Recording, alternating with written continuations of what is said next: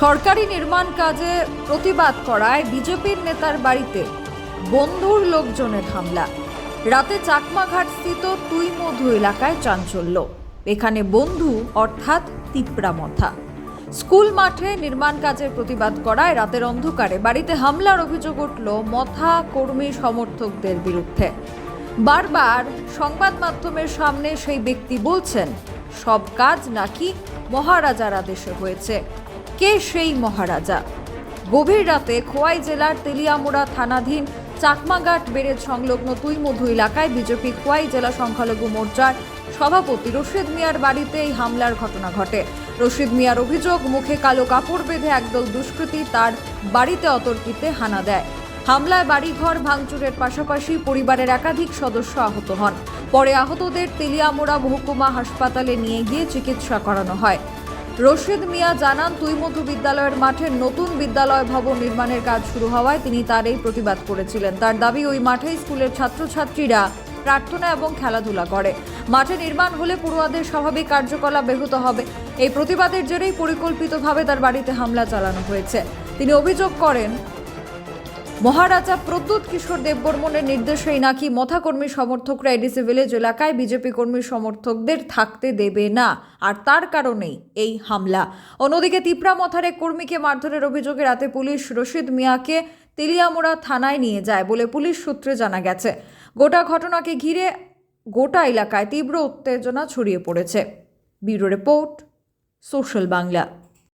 কোনো একটা building construction নিয়ে কিছুদিন ধরে ঝামেলা চলছিল। এটা জামার আমি এটা জামার একটু স্কুলের মাঠ নাই, স্কুলের মাঠের মধ্যে তারা আরেকটা স্কুল বানায়, কিন্তু স্কুলের জায়গা আছে আর একটা পুরানো স্কুল টাইপ বাড়িছে মাটির তলে। এটা তারা সরাই সরাই স্কুল করতে পারে, কিন্তু এটা করতে তারা ফায়দার লেগে, তারা ফেসিলিটির লেগে তারা স্কুলের মেইন মাঠের মধ্যে তারা স্কুল বানায়। হ্যাঁ, কত টাকা মূল্যে কাজটা হয়েছিল? এটা 26 লাখ টাকা। 26 লক্ষ 26 লক্ষ টাকা। কিন্তু আমি গিয়ে বাধা দিছি, এটা সাচ্চা দিটা আমি। আপনি যাতে জিজ্ঞাসা করছেন, আমি এই কথাটা আমি করতে বাধ্য হয়েছি, কারণ আমার ছেলে, আমার মেয়ে পড়তেছে স্কুলে, মেয়েরা যে দাঁড়ায় ছেলেতে একটা জনগণ গাইব, জাতীয় সঙ্গীত গাইব, জনগণ মনে হয় না একটু গাইব, এটা এই ছাত্রদের দাঁড়াচ্ছে এই জায়গাটা নেই।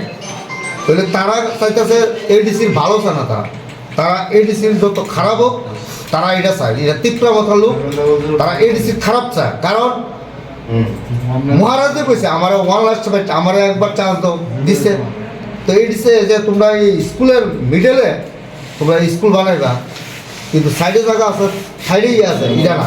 কিন্তু এটার থেকে নিয়ে আমার উপরে সংঘর্ষ করতে চায় না কি আমি জানি না, এটা তারা মনে দেন। কিন্তু আমি তো কেউ খারাপ করছি না, আমি প্রতিবাদ করছি বলতে স্টুডেন্টের লেগা, ছাত্র লেগা। তারা যদি আপনার কাছে যদি থাকে, এটা লেগে যদি আমার করুক। আমাদের কাছে এরকম একটা খবর ছিল যে এই কনস্ট্রাকশন কাজ নিয়ে ঠিকাদারের সঙ্গে নাকি দফায় দফায় বিভিন্নবার কথাবার্তা হয়েছে। এটা নিয়েই ঝামেলা সূত্রপাত এবং একটা অন্তরঙ্গ একটা শত্রুতামি সৃষ্টি হয়েছে। কী করবেন বিষয়টা? তো এটা হইলে তো কন্ট্রাক্টার জানবো, কন্ট্রাক্টার তো আমার কোনো কিছু কইছে না, বা কাজ করতে বাধা দিতে হবে, কন্ট্রাক্টর তো আমারও জানাচ্ছে না, এটা আমার দিকে লাভ হচ্ছে না। কারণ কিন্তু আমি গেছি, আমি নিজে একদিন গেছি স্কুলে গিয়ে দেখলাম আমরা যে স্টুডেন্টরা করছি, আমরা দাঁড়ানো জায়গা নাই। তাহলে আমি গিয়ে কন্ট্রাক্টরেরও কথা কইছি না, কন্ট্রাক্টরে কইতে পারতো না বলে রশিদ নিয়ে কথা কইছে বলে, তো মশা লোকেরা তারা কইতেছে তারার বিষয় না, তারা এডিসির ব্যাপারে কীভাবে চালাতেছে বা তারা তো পাওয়ারই কাটাতেছে। এডিসির ভিতরে তারা মতা করেছিল যেভাবে মানুষের উপরে বিজেপি কর্মীর উপর যেভাবে আক্রমণ শুরু করতেছে, তারাই মনে করতেছে 100তে 100, আর বিজেপি কর্মী কোনো কিছু। কি মনে করতেছেন আপনি ওই কাজটাতে বাধা দেওয়াতেই কি আজকে আপনার উপরই হামলা? আমার তো লাগে আমি অন সঠিক বুঝছি, ক্লিয়ার কাট ওইটার থেকে আনাইলে আমার উপরে আমি কেউ মারছিও না, ধরছিও না, কোনো কিছু না। না, আমি নিজে কাজের থেকে পুষ্করণী শুকাইতেছি আজকে 10 দিন ধরে। আজকে আমার উপরে, আমার ফ্যামিলির উপরে, আমার বাচ্চার উপরে, কলেজের উপরে আমার ছেলে আজকে আমার ছেলের মারধর কথা আমার খুব কষ্ট লাগবে, কিন্তু আমার খারাপ লাগে। আজকে এটি মহারাজার নেতৃত্বে সব হইতেছে। আমি কইতেছি, আমি নিশ্চিত কইতেছি, নিঃস্বাধীনই কইতেছি, মানে আমার মনে আসতে পারছে মহারাজার নেতৃত্বে এই কথা হামলা বিজেপি কর্মী যারা দেয়, বিজেপি কর্মী যেতলা এডিসিতে আছে সব দেখে দেখে এইভাবে তারা হামলা করে। আমি এটা নিশ্চিত। মাইনরিটি মোর্চার আপনি একজন ডিস্ট্রিক্ট প্রেসিডেন্ট হয়ে থানাতে রাত্রি যাপন কিভাবে হ্যাঁ। দেখছেন বিষয়টাকে?